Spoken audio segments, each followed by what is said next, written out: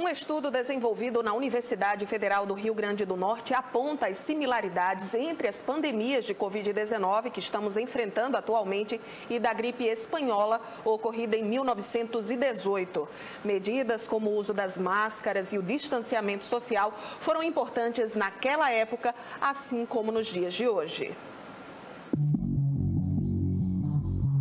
Foi no final da Primeira Guerra Mundial que uma das epidemias mais mortais da história se espalhou pelo mundo. Estamos falando da gripe espanhola. Foi uma pandemia iniciada nos Estados Unidos, que tem esse nome porque foi noticiada pela Espanha, tendo como um dos fatores de propagação a Primeira Guerra Mundial, o deslocamento das tropas.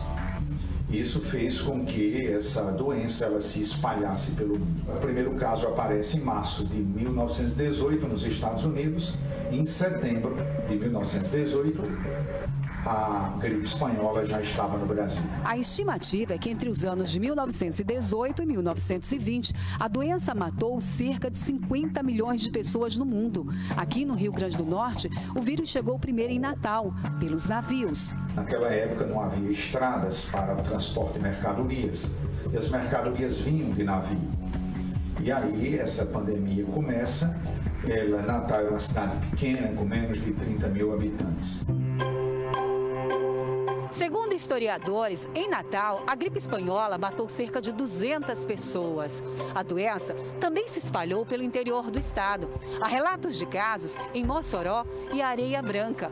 Naquela época, os doentes eram trazidos para o Hospital Onofre Lopes, que era referência no tratamento da gripe espanhola.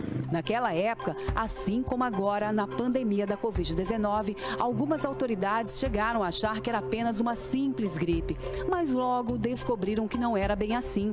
Esta professora da UFRN conta que outra similaridade entre as duas pandemias é que aulas, apresentações culturais, missas tiveram também que ser suspensas e que até remédios, mesmo sem comprovação científica, chegaram a ser usados para tratar a doença.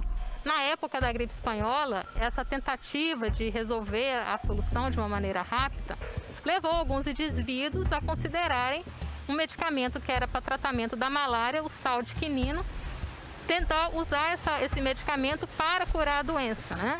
Então, é o mesmo script que nós vemos hoje, né? Então, alguns medicamentos que não têm a sua eficácia comprovada do ponto de vista científico são evocados, né, para tratar ou para tentar curar a Covid-19. Então, tal qual naquele cenário, a única solução era uma vacina. Foram pandemias em épocas diferentes, mas que têm mesmo em comum outras características. Entre elas, a lavagem das mãos com água e sabão, uso de máscaras e distanciamento social. Um passado de cuidados que ainda se faz tão presente. O distanciamento social, ele foi uma arma importante para conter a doença, né? Então, você tem vários registros para o Brasil e também para o próprio Rio Grande do Norte de pedidos de autoridade para que se fechassem escolas. A gente tem registros, inclusive, de encerramento de atividades religiosas, né? O novenário, tal qual a gente vê hoje. Já para esta outra professora, a gripe espanhola, mesmo um século depois, trouxe lições que parecem ter sido esquecidas. O que a história nos ensina é a importância dos serviços básicos a serem prestados para a população, com relação à saúde, à segurança, e é sempre melhor tomar as medidas de prevenção do que cuidar das consequências, sobretudo com doenças com essa gravidade, onde o cuidado e o tratamento ainda não é conhecido. A história mostra isso e a ciência moderna também mostra isso. Sai mais em conta, inclusive economicamente, você prevenir do que lidar com as consequências, porque elas afetam todos os setores da economia e afetam também as vidas de milhares e milhares de pessoas.